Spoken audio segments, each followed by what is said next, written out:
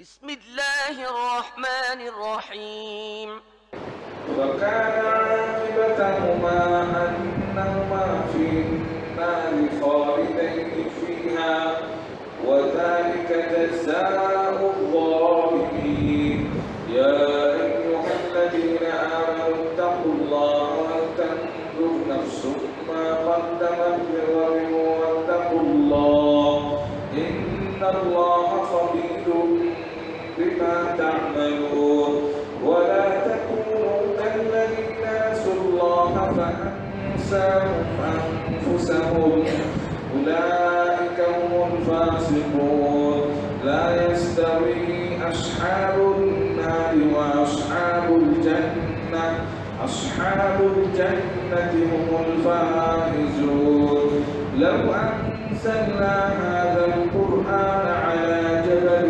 لرأيته خاشعا متصدعا من خشية الله وتلك الأمثال نضربها للناس لعلهم يتفكرون والله الذي لا إله إلا هو عالم الغيب والشهادة هو الرحمن الرحيم هو الله الذي لا إله إلا هو الملك القدوس السلام المؤمن المهيمن العزيز الجبار المتكبر سبحان الله عما يشركون والله الخالق البارئ المصور له الأسماء الحسنى يسبح له ما في السماوات والأرض وهو العزيز الحكيم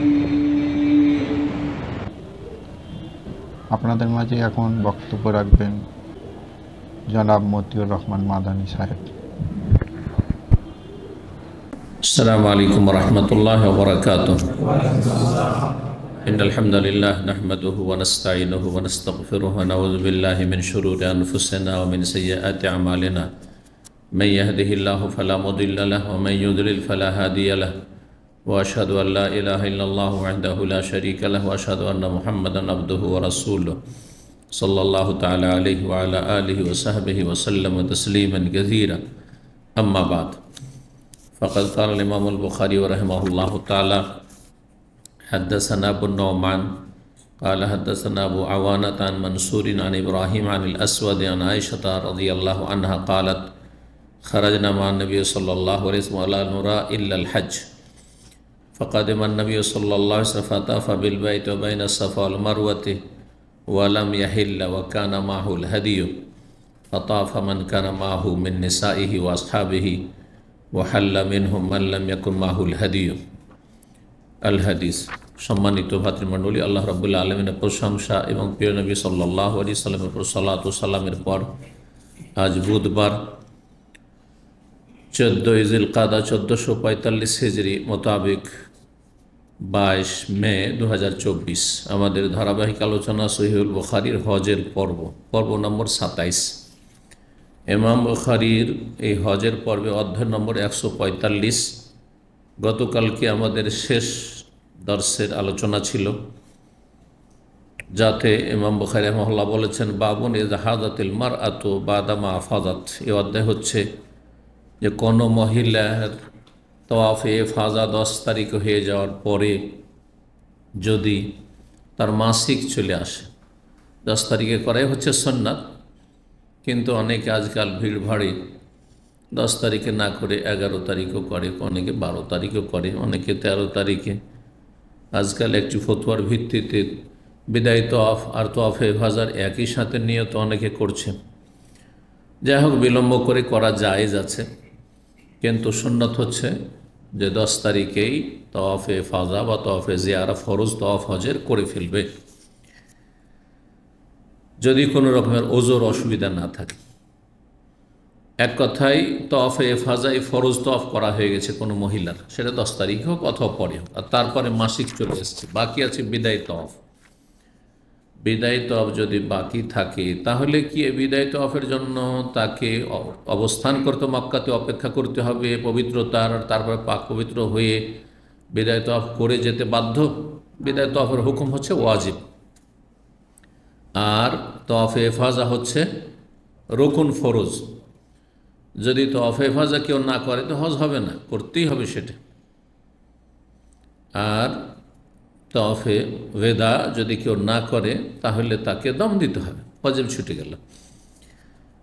কিন্তু ঋতুবতী মহিলা বা প্রসূতি মহিলার যে ব্লিডিং হচ্ছে, নাপাক অবস্থায় আছে, যার ফলে তাদের ছাড় রয়েছে, তারা এই বিদায় তওয়াফ যদি নাও করে কোনো অসুবিধা নেই।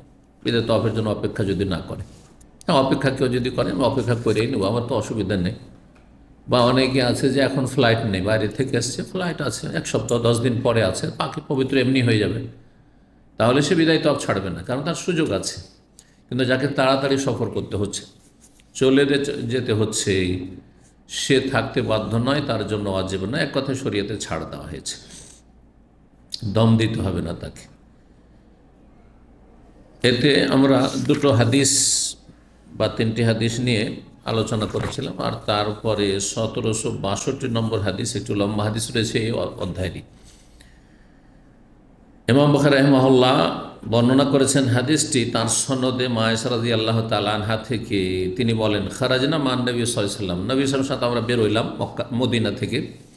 ওয়ালা নরা ইল্লাল হজ, আমাদের উদ্দেশ্য একমাত্র হজ ছিল, মানে মুখ্য উদ্দেশ্য হজ ছিল, হজ হচ্ছে মুখ্য উদ্দেশ্য।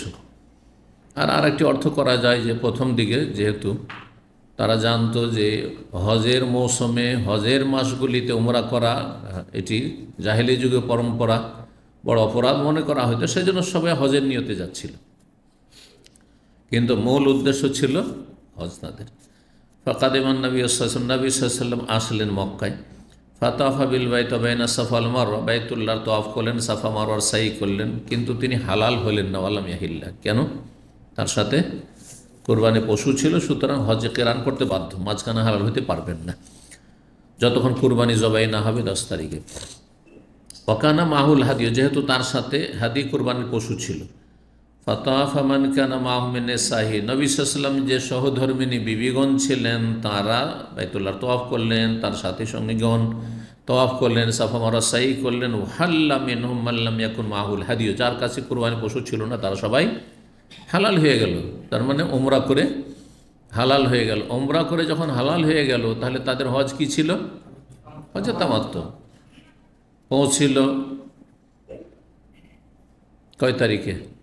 4 জিলহিজ্জা, হ্যাঁ জিলকাদ মাসের 25 তারিখে, 5 দিন যখন বাকি তখন বেরিয়েছে, আর 4 জিল হজে পৌঁছেছে। যাওয়ার পরে উমরা হয়ে গেল 4 থেকে নিয়ে 5, 6, 7, 3 দিন ওখানে থাকেন। 8 তারিখে চলে গেলেন মেনা, তখন হজের এহরাম বাঁধবেন যারা হজের তামাত্তুকারী। বলছেন ফাহাজাত হিয়া ফানাসাকনা মানাসাকানা মিন হাজ্জিনা, মায়েশা রাদিয়াল্লাহু তাআলা আনহা তিনি ঋতুবতী হয়ে গেলেন। আমরা আমাদের হজের সমস্ত কার্যক্রমগুলি, ইবাদতগুলি সম্পাদন করলাম, কিন্তু তওয়াফ করতে পারেননি, সেই জন্য তিনি আর হালাল হননি। তার ওমরাটিকে ওমরা থেকে হালাল হতে পারছেন না, যেহেতু তার বাইতুল্লাহ তওয়াফ করা হয়নি। মক্কা আস্তে আস্তে মাসিক চলে আসলো, তখন ওমরাটিকে হজের মধ্যে ঢুকিয়ে ফেললেন দুটোকে একসাথে, তাহলে তার হজ কি হয়ে গেল? হজে কেরান। তাহলে আয়েশা রাদিয়াল্লাহু তাআলার হজ ছিল কেরান, নবী সাল্লাল্লাহু আলাইহি ওয়াসাল্লামের হজ ছিল কেরান। কিন্তু নবী সাল্লাল্লাহু আলাইহি ওয়াসাল্লাম হজ কেরান কী জন্য ছিল? এই জন্য যে তার কাছে কোরবানি পশু ছিল, আর আয়েশার সাথে কোরবানির পশু ছিল না, কিন্তু তিনি যেহেতু ওমরা করার আর সময় পেলেন না, মাসিক চলে আসলো, সেই জন্য কী করলেন? আরাফার দিন পর্যন্ত মাসিক ছিল, যার যেমন হাদিসে রয়েছে, অন্য হাদিসে। সুতরাং তিনি ওমরাকে হজে ঢুকিয়ে নিয়ে তিনিও হজে কেরান করলেন। বাকি সমস্ত সাহাবাই কেরাম, নবী অন্য আরও 8 জন যে সহধর্মিনী তারা উম্মাহাতুল মুমিনিন, তারা সব হজে তামাত্তু করেছেন, এবং হজে তামাত্তু উত্তম। 1 নম্বরে উত্তম হচ্ছে হজে তামাত্তু, 2 নম্বরে হজে কেরান, 3 নম্বরে হচ্ছে হজে ইফরাদ। বিষয়টিতে ফুকাহাদের ইখতিলাফ হচ্ছে, কিন্তু এইটি হচ্ছে সঠিক মত। নবী সাল্লাল্লাহু আলাইহি ওয়াসাল্লাম আকাঙ্ক্ষা করেছেন যে আমি যদি গায়েব জানতাম, হ্যাঁ যে পারমিশন হয়ে যাবে মাঝখানে হালাল হওয়ার হজে তামাত্তু, তাহলে আমি এই কোরবানি পশুই নিয়ে আসতাম না। বলছেন ফালাম্মা কানা লাইলাতাল হাসবাহ, যখন মুহাসসাবের রাত আসলো। এই যে মুহাসসাবের একটি নাম হচ্ছে হাসবা, হাসবাতুন আর হাসবাও, এর মানে হচ্ছে ছোট ছোট কঙ্কর, ছোট ছোট কুচি পাথর, আমরা কুচি পাথর বলি, তাই না? কুচি পাথর, ওই এলাকা কুচি পাথর বিশিষ্ট এলাকা, সেই জন্য ওই এলাকার নাম ছিল হাসবা বা মুহাসসাব। যেমন এর আগে বলেছি কয়েকটি নাম। তো 13 তারিখে পাথর মেনে নিলে শেষ পাথর 13 জিলহজ, মাথার উপর থেকে সূর্য ঢলার সাথে সাথে, আর তারপরে চলে আসলেন হাসবা নামক স্থানে বা মুহাসসাবে। জি, লাইলাতুন নফর, আর তারপরে সেই রাতটি কাটালেন ওখানে। সেই রাতটি ছিল বিদায়ের রাত, নফর মানে প্রস্থানের রাত, রওয়ানা হওয়ার রাত। তার সকালবেলা ভোরে ভোরে রওনা দিলেন। আল্লাহ মায়েশা বলছেন, ইয়া রাসূলুল্লাহ, হে আল্লাহ রসুল, কুল্লু আসহাবিকি আরজু বিহাজ্জিন ওয়া উমরা গায়রি, আমার ছাড়া আপনার সমস্ত সাহাবিগণ সাহাবিয়াতগণ হজ উমরা দুটোই নিয়ে যাচ্ছে আলাদা আলাদা করে। হজে তামাত্তু করে যাচ্ছে, উত্তম হজ করে যাচ্ছে, মাঝখানে হালাল হইতে পারলো, এসে বাধাগ্রস্ত হলো না। আমি হতভাগিনী যে আমি বাধাগ্রস্ত হয়ে গেলাম। মনের একটা যেন অশান্তি কাজ করছিল। তাআলা নবী সাল্লাল্লাহু আলাইহি ওয়াসাল্লাম বললেন, মা কুনতে তাতুফিনা বিল বাইতি লাইয়ালি কাদিমিনা মক্কা, যখন আমরা মক্কা এসেছিলাম সেই দিন তুমি বাইতুল্লাহর তওয়াফ করতে পারোনি? আসার পরে তুমি তওয়াফ করার সময় পানি আগেই মাসিক চলে এসছে? বলে হ্যাঁ। কুতুল্লাহ, তখন মা আয়েশা বলছেন, না আমি তো তওয়াফই করতে পারিনি, মক্কা এসে পৌঁছেছি মাত্র, কী হয়েছে? মাসিক শুরু হয়ে গেছে। কালা ফখরুজি মা আখিকি ইলা তানিম, তাহলে তোমার ভাইয়ের সাথে বেরিয়ে যাও তানঈমের উদ্দেশ্যে। তানঈম হচ্ছে মসজিদ আয়েশা রাদিয়াল্লাহু তাআলা আনহা, যে মসজিদটি এখন সেখানে কায়েম হয়েছে, সেই জায়গার নাম, সেই জায়গার নাম ঠিক।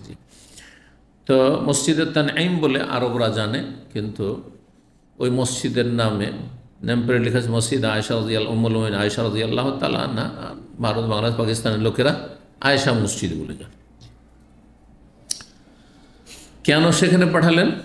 সেটা মিকাত না? মিকাত নয়। মক্কার লোকের মিকাত না, বরং সেটি হচ্ছে হারামের নিকটবর্তী বর্ডার। আর মক্কার লোকেরা বা মক্কায় যারা মুকিম হয়ে আছে, মক্কায় যারা সেখানকার স্থানীয় লোক, আরব, সৌদি, অথবা ধরেন প্রবাসী, আপনারা মক্কায় কেউ আছেন, দীর্ঘদিন ধরে থাকছেন, কাজকাম করছেন, তাহলে ওমরা করতে চাইলে নিজের বাড়িতে এখানে বাঁধবেন না। এটি হচ্ছে সঠিক মত। কোথায় যাবেন? আপনি হালাল এরিয়াতে যাবেন। আর হালাল এরিয়া তো চারিদিকে আছে, যে কোনো জায়গা থেকে চলে, জেহরানে গেলেও চলে, কিন্তু তানঈমটা বেশি সুবিধা। তানঈম কাছে, মাত্র হারাম থেকে 4-5 কিলোমিটার, বেশি দূর না। সুতরাং সেখানে চলে যেতে বললেন নবী সাল্লাল্লাহু আলাইহি ওয়াসাল্লাম। আর সেখান থেকে আহিল্লি বে ওমরা, ওমরার তালবিয়া পাঠ করে আসো। ও মাউইদুকা মাকানা কাযা ওয়া কাযা, আর তোমার সাথে আমাদের ওয়াদা থাকলো অমুক জায়গায় দেখা করবে, তোমার ভাইকে নিয়ে অমুক জায়গায় দেখা করবে, ওখানে মানে মুহাসসাবে, ওখানে দেখা হবে যেখানে তাঁবু লাগানো আছে। এবং নবী সাল্লাল্লাহু আলাইহি ওয়াসাল্লাম সেই রাতটি কী করছেন? অবস্থান করছেন। ওয়াহাদা সাফিয়াতু বিনতু হুয়াই, আর সাফিয়া বিনতু হুয়াই রাদিয়াল্লাহু আনহা, নবী সাল্লাল্লাহু আলাইহি ওয়াসাল্লাম আর এক সহধর্মিনী উম্মুল মুমিনিন, তিনি হজ কমপ্লিট করার পরে 10 তারিখের কি হয়েছে? তারও মাসিক আসছে, কিন্তু হজের শেষে। মা আয়েশার মাসিক আসছে মক্কা পৌঁছার সাথে সাথেই।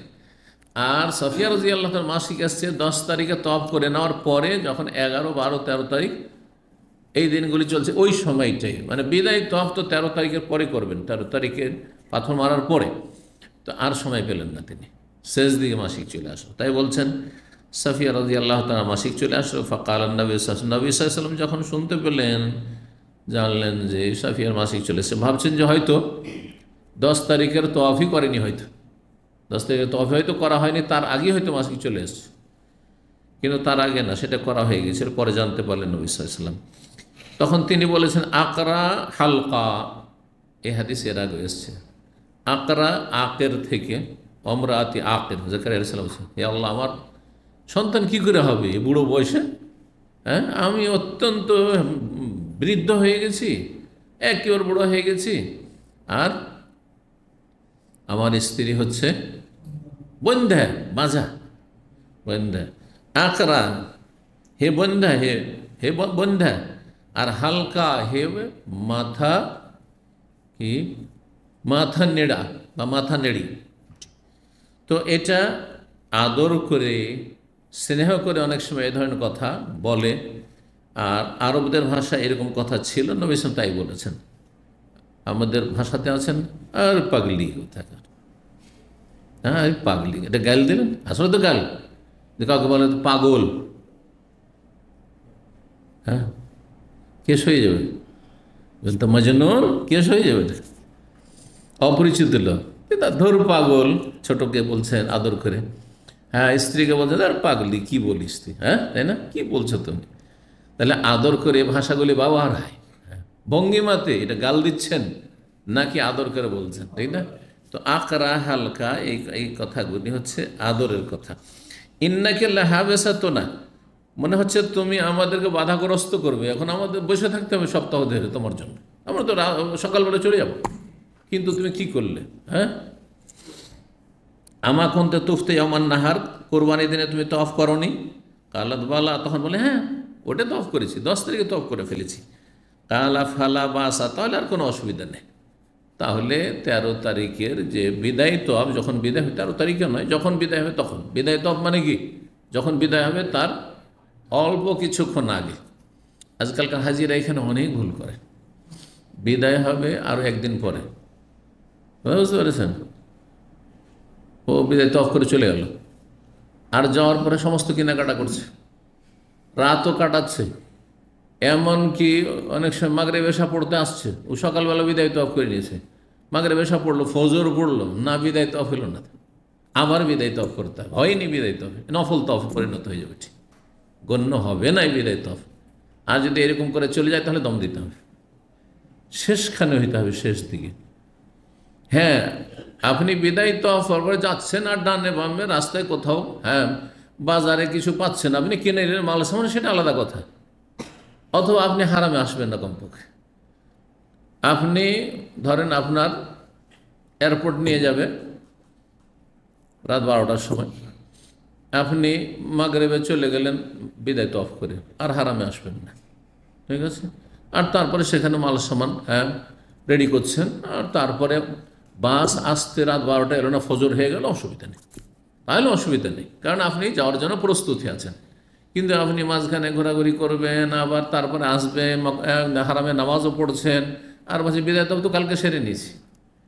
এসব করে আজকাল হাজিরা, দিন সম্পর্কে হজের মাসাইল সম্পর্কে জ্ঞান না থাকার কারণে ভুল হবে না এরকম। তো কোনো অসুবিধা নেই। ইনফেরি, তাহলে বেরিয়ে পড়ো, নাফার মানে বেরিয়ে পড়া, ফলাওয়ালা নাফার আমিন করলে ফের কাতি মিনহুম তাইফা। জি ইনফেরু খেফাফান ওয়া সিকালান শব্দগুলি এসছে, তোমরা বেরিয়ে পড়ো, খেফাফান হালকা থাকো আর ভারী থাকো। হালকা থাকো মানে তোমাদের অর্থ কড়ি বেশি থাক, টাকা পয়সা, আর না সাজ সরঞ্জাম, হ্যাঁ যুদ্ধাস্ত্র আর নাই থাক, যে কোনো অবস্থায় আল্লাহ রাস্তায় বেরিয়ে পড়ো। তবুকের যুদ্ধের সময় আল্লাহ ইনফিরু খেফাফা সিকালা। জি আল্লাহ জেহাদের জন্য তাবুকের যুদ্ধ প্রসঙ্গে আয়াত নাযিল করেছেন। আর তবলিগি চিল্লা পার্টি কি করে জানেন, বলে ইনফিরু খেফাফান সিকালান, হালকা থাকো আর ভারী থাকো, সুস্থ থাকো অসুস্থ থাকো, হ্যাঁ স্ত্রী যুবতী থাক আর বুড়ি থাক, হ্যাঁ যে কোনো পরিস্থিতিতে চিল্লাই বেরিয়ে পড়ো, সময় লাগান, আসেন সময় লাগান। এইভাবে কোরআনের অপব্যাখ্যা করে জাতিকে গোমরাহ করেছে আল্লাহ। আয়াত নাযিল জেহাদের এরা ফিট করে দিল কোথায়, চিল্লাতে। জি এইভাবে যারা কাফের ইহুদি নাসারা তাদের খেদমত করছে এই অপব্যাখ্যা করে। কারণ জেহাদ নেই, যতগুলি জেহাদের আয়াত মানে কি, সময় লাগাও, সবগুলির মানে হচ্ছে সময় লাগাও। জিহাদ মানে আপনি খেয়াল খুশি জিহাদ করতে পারবেন না, সরকার নেতৃত্ব হবে, কিন্তু যেই অর্থে আল্লাহ কোরআন নাযিল করে সেই অর্থে না রাখবেন, নাকি অপব্যাখ্যা করে দেবেন। আল্লাহ রাব্বুল আলামিন দ্বীনের জ্ঞান অর্জন করার জন্য সবাই পারবে না, প্রাথমিক জ্ঞান প্রত্যেক মুসলিমকে অর্জন করতে হবে, কিন্তু হ্যাঁ বেশি অতিরিক্ত জ্ঞান ভালো আলেম হওয়ার জন্য মাদ্রাসায় পড়া সবার পক্ষে সম্ভব। আপনার 5টা ছেলে, সবগুলিকে আলেম করা সম্ভব, চেষ্টা করলে অনেক সময় ব্যর্থ, সম্ভব নয়। তারপরে ঘর সংসার আছে, জমি জায়গা আছে, দেখাশোনা করতে হবে, কারণ আর কিছু আছে, তারপর আরও অন্য সাবজেক্ট আমি কিছু পড়াবো, অসুবিধা নেই। প্রাথমিক জ্ঞান ইসলামের দেন, যেটা দিয়ে ইসলাম পালন করতে পারে, ইমানটাকে রক্ষা করতে পারে। আর কিছু সংখ্যক আপনি উচ্চশিক্ষার জন্য পাঠান বা বের হয়ে যাক বড় বড় মাদ্রাসায়, বড় বড় প্রতিষ্ঠানে। ফালাউলা নাফারা মিন কুল্লি ফিরকাতি মিনহু তায়েফা, আল্লাহ এখানে বলেছেন। কেন প্রত্যেকটি দল থেকে, প্রত্যেকটি গোষ্ঠী থেকে একটি ক্ষুদ্র দল বেরিয়ে যায় না? কিসের জন্য বেরিয়ে যাওয়া? এখানে লিয়াতাফাক্কাহু ফিদ্দিন, এখানেও চিল্লার কথা নেই, আর এখানে জেহাদের কথা নেই। কি আছে? লিয়াতাফাক্কাহু ফিদ্দিন, দিনের জ্ঞান অর্জন করার জন্য, দিনের জ্ঞান অর্জন করার জন্য। ধরেন কোম্পানির সব লোক হয়তো এই দার্সে আসতে পারবে না, কারো হয়তো নাইট ডিউটি আছে, কিন্তু যার দিনের ডিউটি আছে সে রাত্রে আসবে। জি, গ্রামের প্রতিটি গ্রামে একজন করে ভালো আলেম থাকবে, যে সেখানকার জন্য জ্যোতি হবে, সেখানকার সেই গ্রামবাসীকে দিনের শিক্ষা দিতে পারবে। এটা ফারজে কিফায়া। প্রত্যেকটি পরিবারে একজন আলেম, 5টা-7টা ছেলের মধ্যে একটা ছেলে যদি আলেম হয়, দিনের দায়ী হয়, তাহলে বাড়িটাকে উজ্জ্বল রাখে, দিনের চর্চা থাকবে। লিয়াতাফাক্কাহু ফিদ্দিন, দিনের যেন জ্ঞান অর্জন করে। ওয়ালিউনজিরু কওমাহু ইযা রাজাউ ইলাইহিম, তারপরে ফিরে এসে জাতিকে সতর্ক করবে। জাতিকে কে শিখাবে ইসলামের কথা? যদি সবাই ডাক্তার আর ইঞ্জিনিয়ার হবে, আর সবাই যদি বিজনেস পড়বে, আর সবাই যদি ব্যবসায়িক হবে, আর সবাই যদি কৃষি কাজ করবে। এই জন্য আল্লাহ এখানে বলেছে, তো নাফারা শব্দটি কোরআনে দিনের জ্ঞান অর্জন করার ক্ষেত্রে ব্যবহার হয়েছে, আর জিহাদ ফি সাবিলিল্লাহর ক্ষেত্রে। কোরআন হাদিসে কোথাও বলা হয়নি যে সংসার ত্যাগ করে এখান থেকে রিয়াদ চলে যাও, চিল্লাই। আর 40 দিন যদি কফিল ছুটি না দেয়, তো কমপক্ষে বৃহস্পতি শুক্রবার 2 রাত আছে, তো এখান থেকে ওখানে চলে যাও, দাম্মাম থেকে খবর চলে যাও, খবর থেকে দাম্মাম চলে আসো। এইসব শিখানি, এগুলো মন গড়া ধর্ম। এটা ইলিয়াসি তবলিগ, এটা ইসলামী তবলিগ না। এটা রাসূলুল্লাহ সাল্লাল্লাহু আলাইহি ওয়াসাল্লামের ছেড়ে যাওয়া তবলিগ না। ইলিয়াসি তবলিগের বয়স 80-90 বছর, মৌলানা ইলিয়াস থেকে। আর তার উৎপত্তি, জন্ম হচ্ছে ভারত থেকে। আর ইসলামী তবলিগের উৎপত্তি হচ্ছে মদিনা মুনাওয়ারা থেকে, আর মক্কা থেকে। মক্কা থেকে প্রথম শুরু হয়েছে। আর মক্কায় যখন তারা সেটাকে আগে বাড়তে দেয়নি কাফেররা, তখন আল্লাহ বলছেন যাও, যেখানে পানি থেমে থাকে সেখানে বৃষ্টি হবে, যাও। যেখানকার লোকেরা হকের দাওয়াত কবুল করে সেখানে চলে যাও। সেজন্য আল্লাহ হিজরত করতে বলেছেন তখন। সুতরাং এইসব বেদাতীদের এইসব দল থেকে এবং তাদের সাথে সহযোগিতা থেকে, তাদেরকে আশ্রয় দেওয়া থেকে বিরত থাকবেন, না হলে গুনাহগার হবেন তাদের সাথে। এরা কোরআন হাদিসের অপব্যাখ্যা করে, আর মানুষকে গুমরাহ করে, আর তারপরে ফরজ দায়িত্ব, গুরুত্বপূর্ণ দায়িত্বকে অবহেলা করে তারা মন গড়া তাদের ধর্মকর্ম করে। যুবতী স্ত্রী ছেড়ে দিয়ে চলে গেছে, ছোট ছোট কচি কাঁচা বাচ্চা আছে, বাড়িতে অসুস্থ আছে, না আমাকে সময় লাগাইতে হবে, নাম লিখিয়ে ফেলেছি। গোমরা, এরা পথভ্রষ্ট। 146 নম্বর অধ্যায়, বাবু মান সাল্লাল আসরা ইয়াওমান নাফর বিল আবতাহ। এই অধ্যায় হচ্ছে কোনো ব্যক্তি যদি আসরের সলাত পড়ে বিদায়ের দিনে, যেই দিন মেনা থেকে বিদায় হচ্ছে। মেনা থেকে কোন দিন বিদায় হয়? 2 দিনই বিদায় হওয়া যায়। এই জন্য ওলামারা বলেছেন 12 তারিখে বিদায় হওয়া যায়, সেটা হচ্ছে ইয়াওমুন নাফরিল আউয়াল, প্রথম বিদায়ের দিন। আর 13 তারিখ যেটি বেশি উত্তম, সেটা হচ্ছে ইয়াওমুন নাফরুস সানি, দ্বিতীয় বিদায় দিবস। কোথা থেকে? মেনার ময়দান থেকে। কাদের জন্য? হাজী সাহেবদের জন্য। তো হাজী সাহেবরা 12 তারিখে যদি বিদায় হতে চায়, এই ক্ষেত্রে কোরআন এবং হাদিসের মাসলা হচ্ছে যে সূর্য ডুবার আগে মিনার ময়দান ছেড়ে দিতে হবে। অর্থাৎ আপনি দ্বিধাগ্রস্ত থাকবেন না, আমি 12 তারিখে যাব, 12 তারিখে জোহর থেকে নিয়ে মাথার উপর থেকে সূর্য গড়ে গেছে, তখন থেকে শুরু করে সূর্য ডুবার আগে আগে পাথর মেরে নিতে হবে। সূর্য ডুবার পরে পাথর মারলে হবে না। তার মানে আপনি ওখানে সূর্য ডুবিয়ে দিয়েছেন, থাকতেই হবে রাত। এখন রাত থাকা অজীব হয়ে গেছে। আর তারপরের দিন পাথর মার, আর ওটাও অজীব হয়ে গেছে। দুটো কাজ আরও অজীব আছে। 13 তারিখে পাথর মারা অজীব, আর ওই 12 তারিখের পরে 13 তারিখের রাত মেনায় যাপন করা অজীব হয়ে গেছে। আপনি দ্বিধাগ্রস্ত আছেন, 12 তারিখে আজকে চলে যাব না থাকবো, এই দ্বিধাগ্রস্ত আছেন, করছি, এই যাবো কি যাব না। আর তারপর সূর্য ডুবিয়ে দিলেন, তাহলে আর যেতে পারবেন না, এই অবস্থাতে যেতে পারবেন না। আপনাকে সিদ্ধান্ত নিতে হবে, আমি যাব না থাকবো। দিনের বেলায় সিদ্ধান্ত নিতে হবে। যদি যাব তাহলে বেরিয়ে যাওয়ার চেষ্টা করেন, ভিড়ে ফেঁসে গেলেন, বাস আর সামনে বাড়ছে না, মেনার ময়দানে সূর্য ডুবে গেল, তাতে যায় আসে না, কারণ আপনি বেরিয়ে গেছেন, আপনি নিয়ত শেষ করে ফেলেছেন। বোঝা গেছে? আপনার তাঁবু ধরেন মেনার ভিতরেই, পাথর মারার পরে ঘুরে, এগুলো ঘটে কিন্তু, বিশেষ করে লোকাল যারা হাজি, বাস ওখান থেকে ছাড়বে, আর বাসে করে নিয়ে গিয়ে ও কোদাই যে পার্কিং আছে মওকিফ কোদাই, সেখানে গিয়ে থামাবে, আর তারপর বলে বিদায় তপ করে এসো, তোমাদেরকে 4-5 ঘন্টা সময় দিলাম। তাহলে আপনাকে পাথর মেরে আপনি পায়ে হেঁটে বিদায় হতে পারছেন না, কারণ মাল সামান আছে, ব্যাগ আছে। কোথায় যাচ্ছেন আপনি? খেমা চলে যাচ্ছেন, তাঁবুতে যাচ্ছেন। তাঁবুতে গেলেন, আর তারা সেখান থেকে দিনের বেলা বেরোতে পারল না, কিন্তু আপনি নিয়ত করে নিয়েছেন যে আজকে 12 তারিখে বেরিয়ে যাব। দিনের বেলা বেরোতে পারল না, এই হাজি সাহেবরা উঠতে, এই করতে সেই করতে সূর্য ডুবে গেল। রাত হয়ে যাক, রাত 12টা পার হয়ে যাক, ফজর হয়ে যাক, অসুবিধা নেই, ওইখানেই আপনি ঘুমিয়ে পড়েন, কোনো অসুবিধা নেই, কারণ আপনি নিয়ত শেষ করে ফেলেছেন। ইন্নামাল আমালু বিন্নিয়াত, মানুষের আমল নির্ভর করে নিয়ত। আপনার নিয়ত কি হয়ে গেছে? আমি 12 তারিখে আমার হজের কাজ সমাপ্ত করে ফেলেছি। বোঝা গেছে? কিন্তু 13 তারিখ মারা কখন অজেব হবে? আগে থেকে নিয়ত আমি 13 তারিখ থাকবো। অথবা আপনি দ্বিধাগ্রস্ত করতে করতে সূর্য ডুবিয়ে দিলেন, তাহলে চলবে না, আপনি তাড়াতাড়ি বেরিয়ে যান। অনেকেই অবহেলায়, আমি সাথী সঙ্গীদের সাথে এমন করেছি, একটু লেট করে, প্রচণ্ড রোদ, গরম, কয়েক বছর আগে প্রচণ্ড গরমে ছিল হজ, তো পাথর মারতে গেলাম, সে মুজদালিফা থেকে ধরেন, এখান থেকে যেহেতু গিয়েছি তো অনেক দূরে আমাদের খেমাগুলো, তো সেখান থেকে আস্তে আস্তে প্রায় 45 মিনিট 1 ঘন্টা স্পিডে হেঁটেও ট্রেন ছেড়ে দিই, আর তারপরে সে পাথর মারলাম। পাথর মারার পরে দোয়া টোয়া করে দেখছি যে এখন 15-20 মিনিট সূর্য ডুবতে বাকি আছে। আমাদের তখন করণীয় হচ্ছে তাড়াতাড়ি এখান থেকে বেরিয়ে যাও, আর নিয়ত করে ফেলেছি, আর আমাদের মাল সামান আমাদের হাতেই আছে, টান দিয়ে বেরিয়ে গেলাম। আর বড় জামরাকে মারার পরে আপনি 2-3 মিনিট হাঁটলে আপনি মিনার মাঠ ছেড়ে দিলেন, শেষ, ওখানে মিনার মাঠ শেষ। তারপরে এসে নেমে গেলেন শীর্ষাতে, যে আপনার আলবাই কাছে আর ওই বৃন্দাবন আছে, ওইদিকে নেমে গেলেন, 5-7 মিনিটের রাস্তা। কথা বোঝা গেছে না? জি।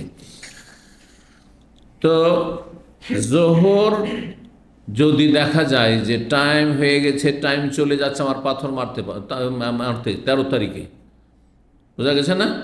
তাহলে আপনি কি করবেন? মেনাদি জোহর করে নেবেন। বা জোহরের টাইম চলে যাচ্ছে আর আপনি বলছেন আমি আগে পাথর মারব তারপরে জোহর, না। যদি আপনি একবার আউয়াল ওয়াক্তে সূর্য মাথার ওপর থেকে ঢলার সাথেই পাথর মারেন, তাহলে আগে পাথর মারেন তারপর জোহর পড়ে। কিন্তু ধরেন আপনি 1টা, 1:30, 2টোর সময় পাথর মারবেন, তাহলে আগে জোহর পড়ে নেন মেনাতে। আসর কোথায় পড়বেন? যেহেতু যত তাড়াতাড়ি মেনে নিতে তত ভালো। তো আর তারপরে 13 তারিখে ভিড়ও থাকে না। 13 তারিখে জোহর পর, জোহরের সাথে সাথে মানে মাথার উপর সূর্য গড়ার পরেও যদি মারতে লাগেন, কোন তেমন ভিড় থাকে না, কারণ আজকাল সবাই হয়ে গেছে সুবিধাবাদী। হামলাওয়ালাও সুবিধাবাদী আর হাজিরাও সুবিধাবাদী, যত তাড়াতাড়ি পালাইতে পারি। বোঝা গেছে না? সেই জন্য মেনাতে 12 তারিখেই 80% হাজি চলে যায়। এটা একটু কম করেই বললাম, 20% হাজি থাকে মাত্র। তাও যারা থাকতে চায় তাদেরকে থাকতে দেওয়া হয় না, খেমা বন্ধ, সব কার্পেট উঠিয়ে নিল, বিছানা নেই, কিছুই নেই, কোথায় থাকবে না? যার ফলে থাকা সম্ভব হয় না, হাজিদের সাধারণত থাকা সম্ভব হয় না। অল্প কিছু হয়তো হামলা আছে অথবা নিজের চেষ্টাতে কোনো জায়গায় থেকে গেল কোথাও, এইভাবে 13 তারিখ থাকে। তো যাই হোক, ইয়াউমুন নাফর, এখানে ইয়াউমুন নাফর মানে শেষ বিদায়ের দিন। 13 তারিখে আসরের সালাত জোহরের পরে পরে মেরে নিয়েছেন, তাহলে আসর কোথায় পড়বেন? নবী সাল্লাল্লাহু আলাইহি ওয়াসাল্লাম আবতাহ নামক স্থানে পড়েছেন। আবতাহ তার অপর নাম, অনেকগুলি নাম বলেছি, 5-6টি নাম রয়েছে। আবার রিপিট করে দিই, আবতার নাম হচ্ছে বাথা, কিন্তু বাথায় মক্কা, মদিনা তো বাথা আছে, মানে ওখানেও কুচি পাথর বিশিষ্ট এলাকা বাথা, বাথা মদিনার বাথা। রিয়াজও বাথা আছে না, বাথা মার্কেট, দামামের সিকো মার্কেটের মতো বাঙালি মার্কেট। তো রিয়াজের বাথা হয়ে গেল, মদিনার বাথা সেই যুগে ছিল। আর মক্কার বাথা হচ্ছে আপনার বৃন্দাবন থেকে একটু এগিয়ে আসে, ওখান থেকে শুরু হয় শীষা, ওই দিক থেকে শুরু হয়ে গেলে একবারে মল্লা পর্যন্ত। এই পুরো এলাকাটি হচ্ছে বিস্তর এলাকা। আপনার আবতাহ, বাথা আর তারপরে হাসবা, মুহাসাব, হ্যাঁ, আর এই জায়গার নাম খাইফে বানি কেনানা। 6 নম্বর এই জায়গার নাম মুআররাস এসছে। মুআররাস কি জন্য? আররাস মানে রাত্রে বিশ্রাম করা। নবী সাল্লাল্লাহু আলাইহি ওয়াসাল্লাম রাত্রে বিশ্রাম করেছেন বিদায়ের রাতে, সেই জন্য এই জায়গার নাম মুআররাস। মুআররাস যেখানে মদিনায় নবী সাল্লাল্লাহু আলাইহি ওয়াসাল্লাম রাত বিশ্রাম করেছেন, রাত্রি যাপন করেছেন জুলহালিফার কাছে, সেটাও মুআররাস বলা হয়, কিন্তু মদিনার মুআররাস সেটি, আর এটি হচ্ছে মক্কার মুআররাস। তাই এতগুলি নাম রয়েছে এই জায়গার। তো আবতাহ নামক স্থানে আসরের সালাত পড়া, আর সেখানে জোহর পড়লেন, আসর, মাগরিব, আর যদি দেরি হয় আসর পড়লেন, দেরি হয়ে গেছে, আসর রাস্তায় হয়ে গেছে, আসর ওইদিকে পড়ে ফেললেন বা মেনাতি পড়ে নিলেন, মাগরিব, এশা, এখানে নবী সাল্লাল্লাহু আলাইহি ওয়াসাল্লাম 4-5 ওয়াক্ত নামাজ পড়েছেন, আর ভোর রাত্রে গিয়ে বিদায় তওয়াফ করেছেন। তো আসছে মুহাসাব সম্পর্কে, সুতরাং সেখানে বিস্তারিত আলোচনা। এটি সুন্নাত, একদল বলছে এটি সুন্নাত, যেহেতু নবী সাল্লাল্লাহু আলাইহি ওয়াসাল্লাম সেখানে অবস্থান করেছেন, আর খোলাফায়ে রাশেদিনও সেখানে অবস্থান করেছেন মুহাসাবে। আর একদল সুন্নত না, সেখান থেকে মদিনা যায় একটু সুবিধাজনক, সেখানে এই জন্য সেই রাতটি কাটিয়েছেন। তো 1763 নম্বর হাদিস বলছেন, আব্দুল আজিজ বিন রুফাই তাবেঈ, সাআলতু আনাস বিন মালিক, আমি জিজ্ঞেস করলাম আনাস বিন মালিক রাদিয়াল্লাহু তাআলা, বিখ্যাত সাহাবী, তাকে, আখবিরনি বিশাইইন, আপনি এমন একটি বিষয় বলুন, আকালতাহু আনিন নবী, যেটি আপনি নবী সাল্লাল্লাহু আলাইহি ওয়াসাল্লামকে ভালো করে বুঝে নিয়েছেন। আকালা ইয়াকেলো মানে আকল থেকে, আক্কেল, বাংলায় এটা কী করে দিয়েছেন? আক্কেল, আক্কেল নেই, আক্কেল মানে আক্কেল দাঁত, বলছেন না? ওই দাঁত উঠলে নাকি কী হবে? হ্যাঁ, জ্ঞান পরিপক্ক হবে। আর তারপরে আক্কেল গুড়ুম আছে না বাংলায়? আক্কেল, আকল আসল শব্দটি, আকালাই আকেল, আকল, আকল মানে বুদ্ধি, বিবেক। আকলকে আকল কেন বলে? আকল মানে আরবিতে কিন্তু আকল মানে বিবেক বুদ্ধি নয়, আকল মানে বাধা, আকল মানে কোনো জিনিসকে বেঁধে রাখা। এই জন্য নবী সাল্লাল্লাহু আলাইহি সাল্লামকে এক সাহাবী জিজ্ঞাসা, ইয়া রাসূলুল্লাহ, আল্লাহর উপর ভরসা তো করবো আমরা তো মুসলিম, তাই না? আল্লাহর ভরসা করবো, তো আমার উট আছে ধরেন, তো উট রাত্রে আমি ঘুমাবো আর আমার সাথে উট আছে, তো উটটাকে বেঁধে দিয়ে আল্লাহর উপর ভরসা করব, না উটটাকে আল্লাহ ভরসা ছেড়ে দিলাম, আল্লাহ হেফাজত করবে? হ্যাঁ, তো নবী সাল্লাল্লাহু কি বলেছিলেন? ইকিলহা ওয়া তাওয়াক্কাল, উটটাকে বেঁধে রাখো, তারপর আল্লাহ ভরসা করো, মানে কর্ম করে আল্লাহর ভরসা।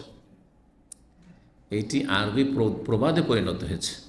এখন আপনারা যদি বলেন যে শেখ, আল্লাহ তো রিজিক দাতা না, অবশ্যই, হ্যাঁ, আল্লাহর রিজিক দেওয়াতে কেউ বাধা দিতে পারে? আল্লাহ মানিয়ে মাথায়, আল্লাহ দিলে কেউ বাধা দিতে পারে না। আল্লাহ রিজিক ভাগ করে রেখেছে না, ওর বেশি হবে কম হবে না, কম বেশি হবে না, সবই হ্যাঁ হ্যাঁ করলাম। তখন যদি বলেন তাহলে আমি ঘুমাই, আমি ডিউটি যাব না আজকের থেকে, আল্লাহ রিজিক আমার রেখেছে, চলে আসবে। অথবা আমি দেশে চলে যাই, আর এখানে থাকার দরকার নাই, হ্যাঁ, বউ বাচ্চা ছেড়ে এখানে কষ্ট করার দরকারটা কি, আমি দেশে থাকি, ওইখানে আমার রিয়াল পৌঁছে যাবে, হবে না। কর্ম করে আল্লাহ ভরসা, আল্লাহ আমার কাজ করে দিলাম, আল্লাহ আমি ডিউটি করলাম, হ্যাঁ, বেতন পাওয়ার জন্য ডিউটি করতে হয়, আর এখানে সসম্মানে থাকার জন্য একামা করতে হয়, সেটাও করলাম, সব কিছুই করলাম, আইনি বৈধতা আছে, সব আছে, সব চেষ্টা করলাম, কিন্তু তারপরও আল্লাহ তুমি যদি রিজিকে না জুটাও, আসবে না। এখন আল্লাহ তোমার ভরসা, বোঝা গেছে? ইকিলহা ওয়া তাওয়াক্কাল, উটটাকে বেঁধে দিয়ে আল্লাহ ভরসা করো। আপনি ঘরের দরজা লাগাবেন, আল্লাহ ভরসা। রাত্রে আমি কোনো দিন ঘরের দরজা লাগাই না, আর বাসাতে সোনা দানা আছে, টাকা পয়সা আছে, চুরি ডাকাতি হয়ে গেল, হ্যাঁ, আল্লাহর ভরসা করে লাভ হইল না নাকি? না না না, আপনি নিজের কর্ম করেন তারপরে। তো আকলকে আকল কেন বলে? তো আকল মানে বাধা। তো বিবেককে, জ্ঞানকে, বিবেককে কেন আকল বলা হয়? কারণ বিবেক মানুষকে বেঁধে রাখে, বিবেকে বাধা দেয়। বলছেন না বিবেকে বাধা দিচ্ছে, এটা করা ঠিক হবে না, এটা আমার মানবতা হইল না, এটা মানুষের কাজ হইল না, এই যে লোকটি আচরণ করলো এর সাথে না, এটা মানুষের কাজ করলো। আপনার বিবেক বলছে এই যে আপনাকে বাধা দিচ্ছে, এই যে বাধা দেওয়া মানে বেঁধে রাখা।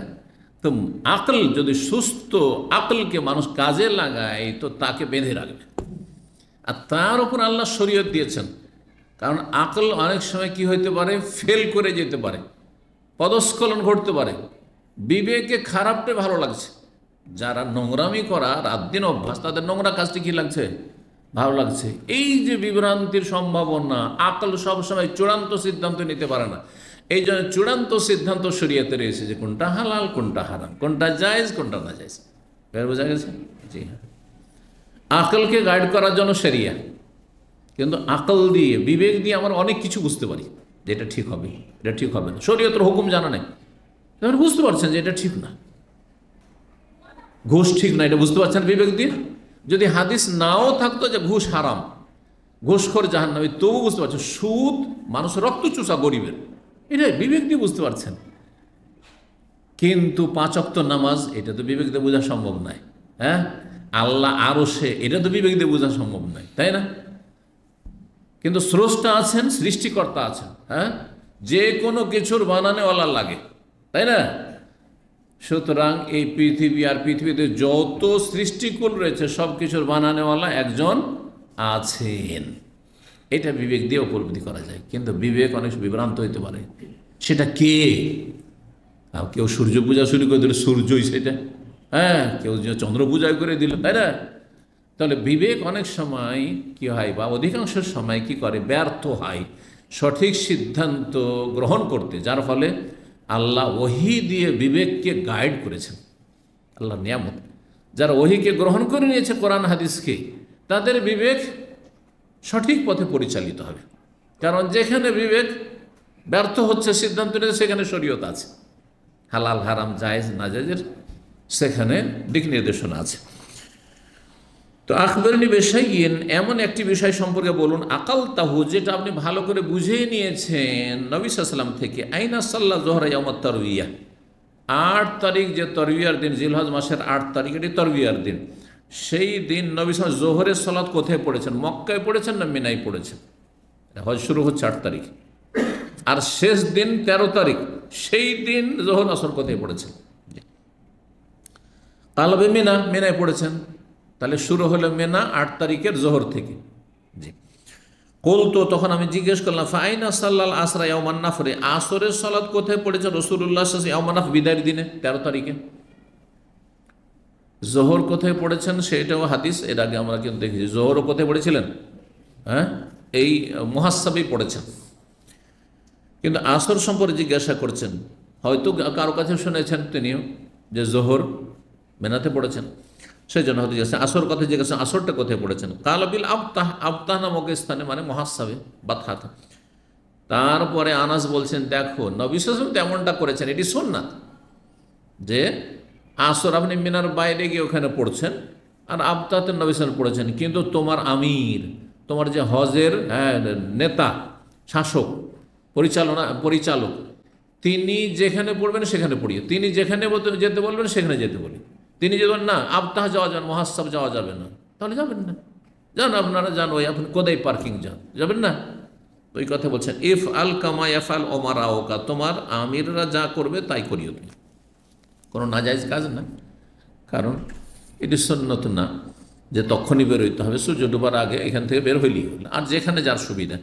1764 নম্বর হাদিস বর্ণনা করেছেন আনাস বিন মালিক রাদিয়াল্লাহু তাআলা আনহু, আনাস বিন মালিক, হ্যাঁ, আনাস বিন মালিক বর্ণনা করেছেন কাতাদাকে, নবী সাল্লাল্লাহু আলাইহি ওয়াসাল্লাম যোহরা ওয়াল আসরা ওয়াল মাগরিব ওয়াল ইশা, নবী সাল্লাল্লাহু আলাইহি ওয়াসাল্লাম যোহর, আসর, মাগরিব, ইশা পড়েছেন। ওয়া রাকাদাতান বিল মুহাসসাব, আর তারপরে মুহাসসাবে এই 4 ওয়াক্ত পড়ার পরে কি করেছেন? কিছুক্ষণ ঘুমিয়েছেন। সুম্মা রাকিব আল বাইত, বাইতুল্লাহ তিনি বাহনে চেপে গিয়েছেন। ফাতাফা বিহা, বাইতুল্লাহ তওয়াফ করেছেন ভোর রাত্রে, ফজরের আগে বিদায় তওয়াফ করেছেন। 147 নম্বর অধ্যায় বাবুল মুহাসসাব, এই অধ্যায় হচ্ছে মুহাসসাব সম্পর্কে। মুহাসসাব এই জায়গার নাম, যে জায়গায় নবী সাল্লাল্লাহু আলাইহি ওয়াসাল্লাম 13 তারিখের পরে 14 তারিখের রাত যাপন করেছিলেন, আর জোহর থেকে নিয়ে আপনার ভোর রাত পর্যন্ত ছিলেন। 1765 নম্বর হাদিস, মায়েশা রাদিয়াল্লাহু তাআলা আনহা বলছেন, ইন্নামা কানা মানজিলান, এই মুহাসসাব নামক জায়গাটি একটি অবতরণের জায়গা ছিল, যেখানে নবী অবতরণ করেছিলেন। ইয়ানজিলুহুন নবী সাল্লাল্লাহু আলাইহি ওয়াসাল্লাম সেখানে অবতরণ করেছিলেন। লিয়াকুনা, কেন? এটা যে একেবারে ওয়াজিব এমন কিছু নয় যে এখানে থাকতে হবে, যেমন মুজদালিফা রাত থাকা ওয়াজিব, তাই না? আরাফাতে অবস্থান যেমন ফরজ রুকুন, এমন নয় আসলে।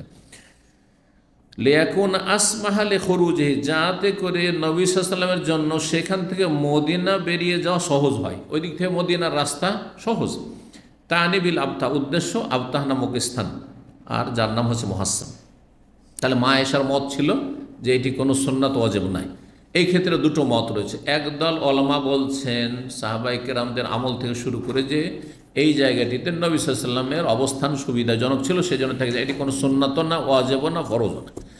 আর এক দল বলছেন তাদের সংখ্যা বেশি যে এটি সুন্নাত, এটি সুন্নাত।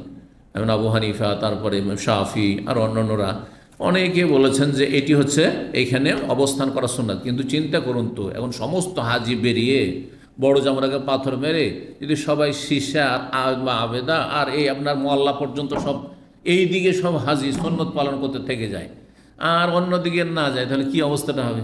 সম্ভব না। এটা চারিদিক থেকে হাজিরা ঢুকছে মক্কায়, চারিদিক থেকে ঢুকছে, ঠিক না? যে অনেক রাস্তা এখন আলহামদুলিল্লাহ।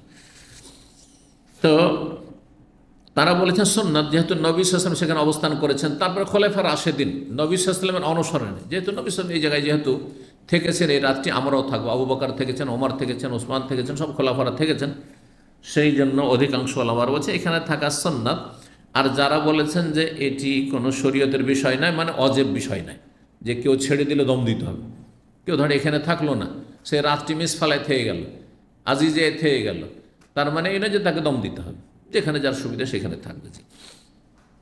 1766 নম্বর হাদিস, ইবনে আব্বাস রাদিয়াল্লাহু তাআলা বলছেন লাইসাত তাহসিবু বিশাইয়িন, ইবনে আব্বাসের মতো মায়েশার মতো, যে মুহাসসাব নামক জায়গায় অবস্থান করা শরীয়তে কোনো বিষয় নয়। বিশাইয়িন মানে কোনো বিষয় নয়। ইন্নামা হুয়া মানজিলুন, সেটি অবতরণের স্থান। নাযালাহু রাসূল, সেখানে নবী সাল্লাল্লাহু আলাইহি ওয়াসাল্লাম অবতরণ করে, যে কোনো জায়গায় অবতরণ করতে পারে মানুষ, যার যেখানে সুবিধা। এখানেই সুবিধা, এদিক থেকে বেরিয়ে গিয়ে জামরা থেকে বেরিয়ে আর সামনেই জায়গাটি। 148 নম্বর অধ্যায়, বাবুন নজুল বেজে তুয়া। এই অধ্যায় হচ্ছে তুয়া নামক স্থানে অবতরণ করা, কাবলা ইয়াদখুলা মক্কা, মক্কা প্রবেশের আগে। এই সম্পর্কে আলোচনা হয়ে গেছে। মক্কা যখন প্রথম হজের আলোচনায় যে অধ্যায়গুলি এসেছে, মক্কা ঢোকার ক্ষেত্রে নবী সাল্লাল্লাহু আলাইহি ওয়াসাল্লাম প্রথম আসতেন তুয়া নামক স্থানে, আর সেখানে একটি কূপ ছিল, সেখানে রাত যাপন করতেন, সকালবেলা সেই কূপের পানিতে গোসল করতেন, আর তারপরে সেখান থেকে গিয়ে মক্কায় ঢুকেছেন নবী সাল্লাল্লাহু আলাইহি ওয়াসাল্লাম। জি, এই জায়গাটি সম্পর্কে তখন বলেছে, এই জায়গা হচ্ছে আপনার কিং আবদুল্লাহর যে এক্সটেনশন, সেই দিক থেকে সামনে এগিয়ে গেলে সামনের মহল্লার নাম তাইসির, তারপরে হচ্ছে জারওয়াল, আর এই বাম দিকে আপনি জেদ্দা রোডে যখন যাবেন বিন লাদেন মসজিদ, আপনার বিদেশিরা বিন লাদেন মসজিদে বুঝি, কিন্তু ডান হাতের মহল্লাগুলি হচ্ছে তাইসির আর জারওয়াল। তো জারওয়ালের ভিতরে এই জায়গাটি, আর এই কিং আবদুল্লাহ আর এক্সটেনশনের এলাকাতে মাত্র 1 কিলোমিটার দূরে, বেশি দূর, হেঁটে গেলে 15 মিনিট 20 মিনিট লাগবে, শুধু বেশি লাগবে না। এই জায়গায় অবস্থান করা নজুল বিল বাথা আল্লাতি বিজুলহুলাইফা, আর মদিনায় যখন পৌঁছিতেন তখন আবার বাথা জুলহুলাইফার পাশে বাথা নামক স্থান, ওখানেকার বাথার কথা আছে, ওই বাথা নামক স্থানে রাত যাপন করতেন, আর সকালবেলা মদিনায় ঢুকতেন। তার মদিনা থেকে 10 কিলোমিটার দূরে, ওখানে রাত থাকতেন, আর অবতরণ করতেন বাথা নামক স্থানে, যেটা জুলহুলাইফা অবস্থিত। এজা রাজা মিন মক্কা, যখন মক্কা থেকে ফিরে আসতেন, মক্কা থেকে বের হওয়ার আগের রাতটি কাটাইতেন কোথায়? মুহাসসাবে, মক্কা থেকে। আর মক্কায় যখন মদিনা থেকে গিয়ে ঢুকতেন তখন জিতুয়ায় রাত কাটাতেন, আর যখন মদিনায় ঢুকতেন মক্কা থেকে ফিরে এসে তখন এ বাথা নামক স্থানে অবতরণ করতেন আর সেখানে রাত কাটাতেন। 1767 বর্ণনা করেছেন হাদিস নাম্বার 767-তে নাফে, প্রখ্যাত তাবি, ইবনে ওমর রাদিয়াল্লাহু তাআলা আনহুমা থেকে, কানা ইয়াবিতু বিতুয়া বাইনা সানিয়াতাইনি। এই আব্দুল্লাহ বিন ওমর রাদিয়াল্লাহু তাআলা আনহুমা তার মনিব ছিলেন, যিনি স্বাধীন করে দিয়েছেন নাফেকে, এবং বড় আলেম ছিলেন নাফে। তো তিনি রাত যাপন করতেন তুয়া নামক স্থানে, বাইনা সানিয়াতাইন, 2 সানিয়ার মাঝখানে, 2 দিকে পাহাড় আর মাঝখানে একটু নিচু জায়গা, ওখানে তুয়া নামক স্থানে। সুম্মা ইয়াদখুলু মিনাস সানিয়া আল্লাতি বিআলা মক্কা, তারপরে সেই পথ দিয়ে প্রবেশ করতেন যেটা মক্কার ওপর ভাগ দিয়ে, মানে বা উঁচু এলাকা দিয়ে প্রবেশ করেছে, অর্থাৎ যে তুয়া থেকে বাম দিকে চলে যেতেন। তো বাম দিকে গেলে ঢুকবেন কোন দিক থেকে? এই মোয়াল্লার দিক থেকে, কবরস্থানের দিক থেকে। এই দিক থেকে নবী সাল্লাল্লাহু আলাইহি ওয়াসাল্লাম ঢুকতেন, যেদিকে নবী সাল্লাল্লাহু আলাইহি ওয়াসাল্লামের বাড়ি ছিল, আর যেদিকে আপনাদের বাসগুলো গিয়ে থামে, এই দিক থেকে প্রবেশ করেছেন। যখন বেরিয়েছেন মক্কা থেকে তখন বেরিয়েছেন আপনার এই মিসফালার দিক থেকে, নিচু এলাকা দিয়ে, এদিক থেকে বেরিয়ে গেছেন। তো বলছেন ওখানে ইজা কাদেম হাজানা মুতামিরান, আর আব্দুল্লাহ বিন উমর রাদিয়াল্লাহু যখনই কোনো হজ বা উমরায় যেতেন, লাম ইউনিখ নাকাতাহু, তার উটকে বা বাহনকে, উষ্ট্রি, নাকাতুন উষ্ট্রিকে বসাতেন না, ইল্লা ইন্দা বাবিল মাসজিদ, একেবারে মসজিদে হারামের গেটের কাছে গিয়ে বসাতেন, মসজিদ হারামের দরজার কাছে গিয়ে বসাতেন। সুম্মা ইয়াদখুলু, তারপরে মসজিদ হারামে প্রবেশ করতেন, ফায়াতে রুকনাল আসওয়াদ, তারপরে হাজরে আসওয়াদের কর্নারে আসতেন, ফায়াবদাও, সেখান থেকে তওয়াফ শুরু করতেন। তখনকার যুগ কেমন ছিল? হ্যাঁ, এখন কি গাড়ি নিয়েও যাওয়া যাওয়া কাছাকাছি, নিচে দিয়ে চলে যেতে হবে আপনাকে, আর না হলে দূর দিয়ে। সালাতের 2-4 ঘন্টা আগে থেকে বন্ধ, সালাতের প্রত্যেক ওয়াক্ত নামাজের পরে 2-3 ঘন্টা রাস্তাঘাট আশেপাশের বন্ধ। তো হাজরে আসওয়াদ থেকে তওয়াফ শুরু করতেন, আর তারপরে 7 চক্কর দিতেন, সালাসান সাইয়ান, 3 চক্কর প্রথম দিতেন তওয়াফে কদুমে, একটু দৌড় দিয়ে সাই, ও আরবান মাশিয়ান, যেটাকে রামাল বলা হয়, আর 4 চক্কর পরের সেটা স্বাভাবিক গতিতে চলতেন। সুম্মায়ান সারিফু, তারপরে সেখান থেকে ফিরে যেতেন, ফাইয়ুসাল্লি সাজদাতেন, 2 রাকাত সালাত পড়তেন। 2 রাকাত নামাজ কিসের? তাওয়াফের সুন্নাত। সুম্মায়ান সুন্নাত কিন্তু এটা। সুম্মায়ান তেল, তারপরে সেখান থেকে রওনা দিতেন, কাবলা ইয়ারজি ইলা মানজিলিহি, বাড়ি ফেরার আগে। কোথায় যেতেন? কাজ বাকি, সাফা মারওয়া। ফায়াতুহু বাইনা সাফাল মারওয়া, সাফা মারওয়া তওয়াফ করতেন, মানে সাই করতেন। ওয়াকানে যা সাদার আনিল হাজ্জ আওয়াল উমরাতে, আর যখন আব্দুল্লাহ বিন উমর রাদিয়াল্লাহু তাআলা আনহুমা, আব্দুল বিন উমরের কথা বলা হচ্ছে, যেহেতু তিনি সুন্নতের বড়ই পাবন্দি করতেন, প্রত্যেকটি সুন্নত সম্পর্কে জানতেন এবং হুবহু পালন করতেন, যেইভাবে নবী সাল্লাল্লাহু আলাইহি ওয়াসাল্লামকে দেখেছেন আর যেখানে দেখেছেন যেরকম করতেন। যখন ফিরতেন, সাদারা মানে ফিরতেন, যখন ফিরে আসতেন হজ থেকে বা উমরা থেকে, মদিনায় এখন প্রবেশ করছেন, আনাখা বিল বাতহা, তখন উটকে বসিয়ে দিতেন বাতহা নামক স্থানে, আল্লাতি বিল হুলাইফা। এই বাতহা কোথায়? যেটা জুল হুলাইফায় রয়েছে, জুল হুলাইফা মদিনার মিকাত, আল্লাতি কানান ইয়ানিখু বিহা, যেখানে নবী সাল্লাল্লাহু আলাইহি ওয়াসাল্লামও উট বসিয়ে দিয়ে সেখানে রাত যাপন করতেন, তারপর সকালবেলা মদিনায় প্রবেশ করতেন। এখন কে করবে? আর 5 থেকে 10 মিনিটের ভিতরে মসজিদ নবী চলে আসবেন, তাই না? আর কেউ কি রাত কাটাবেন? সুতরাং এগুলো এমন সুন্নত নয়। এখন ওই যুগ যদি হয় যে যথেষ্ট ক্লান্ত হয়ে গেছি আর রাতের অন্ত, তারপরে রাত্রে খবর দেওয়া সম্ভব না, পরিবারকে খবর না দিয়ে এমনি যাওয়া, এটাও নিষেধ আছে। আজকাল খবর হয়ে যাচ্ছে, মিনিটে মিনিটে খবর, হ্যাঁ এত দূরে আছি, এই তো বাড়ির বাইরে আছি, তাই না? হ্যাঁ, আল্লাহর কত নিয়ামত, কিন্তু এই নিয়ামতগুলোকে অধিকাংশ লোক পাপের কাজে লাগাচ্ছে। 1668 নম্বর হাদিস, হাদিস বর্ণনা করেছেন নাফিকান, নাজালা বিহা রাসূলুল্লাহ, বলছেন না, তার আগে বলছেন কালা, খালিদ বিন হারিস বলছেন, সোয়েলা ওবায়দুল্লাহ ইবনে আব্দুল্লাহ ইবনে উতবা বিন মাসউদ, প্রখ্যাত তাবী, তাকে জিজ্ঞাসা করা হয় আনিল মুহাসসাব, এই মুহাসসাব নামক স্থান সম্পর্কে। মুহাসসাব যে জায়গার কথা বললাম, যখন জামরাত থেকে বেরিয়ে চলে আসবেন আর তারপরে সামনে যে আসছে, এইখান থেকে শুরু করে আপনি শিশার পরে একেবারে জুমাইজা হয়ে কবরস্থান মোয়াল্লা পর্যন্ত।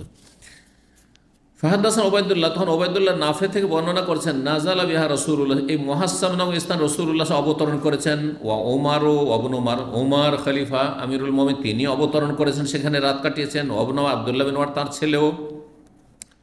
আর নাফে বর্ণনা করেছেন, আন্না ইবনে ওমর কানা ইউসাল্লি বিহা, আব্দুল্লাহ বিন ওমর রাদিয়াল্লাহু তাআলা আনহু এখানে সালাত আদায় করতেন। মুহাসসাবে কিসের? আয-যুহরা ওয়াল আসরা ওয়াল মাগরিবা, জোহর আসর, জোহর আসর বলার পরে আহসাবুহু কাল, আমার মনে হচ্ছে তিনি মাগরিবও বলেছেন। খালিদ আরেকজন বর্ণনাকারী, তিনি বলছেন ওয়ালা আশুকু ফিল ইশা, এশাতে আমার কোনো সন্দেহ নেই, এশাও এখানেই পড়েছেন, মুহাসসাবে পড়েছেন। আর এটা ঠিক যেমন গত হাদিস 1764, তাতে কোনো সন্দেহ ছাড়া বর্ণনা করেছেন বর্ণনাকারী। জি, ওয়াইয়াহজা হাজাতান, আর সেখানে কিছুক্ষণ ঘুমাতেন। হুজু মানে ঘুম।